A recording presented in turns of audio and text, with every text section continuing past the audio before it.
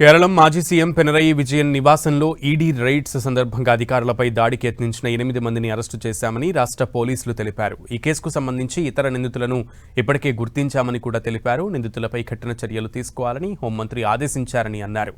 బుధవారం ED rides గురించి తెలియగానే భారీ స్థాయిలో పోలీసులను పంపించామని కూడా పోలీసు చీఫ్ తెలిపారు. తాము వస్తున్నట్లు ఈడీ అధికారులు ముందుగా మాకు చెప్పలేదు, కానీ ఆపరేషన్ మొదలవగానే మేము భద్రత కోసం సెక్యూరిటీని పంపించామని చెప్పారు. ఈ కేసుకు సంబంధించి ఇప్పటివరకు కేరళ పోలీసులు దాదాపు 300 మందిపై కేసులు పెట్టారు.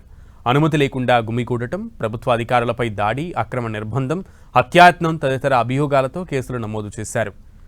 మ్యూజియం పోలీస్ స్టేషన్లో నమోదైన ఎఫ్ఐఆర్ ప్రకారం ఈడీ అధికారులపై నిందితులు కర్రలతో దాడి చేశారు. ఈ క్రమంలో ఒక అధికారి చేయికి గాయమైంది. ఈడీ వాహనం అద్దాలు పగిలిపోయాయి.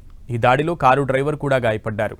పరిస్థితి అదుపు చేసేందుకు ప్రయత్నించిన కేరళ పోలీసులు, సిఆర్పీఎఫ్ పోలీసులను కూడా నిరసనకారులు టార్గెట్ చేశారు. నిరసనకారుల వల్ల దాదాపు 3 లక్షల మేర నష్టం జరిగినట్లు తెలుస్తోంది.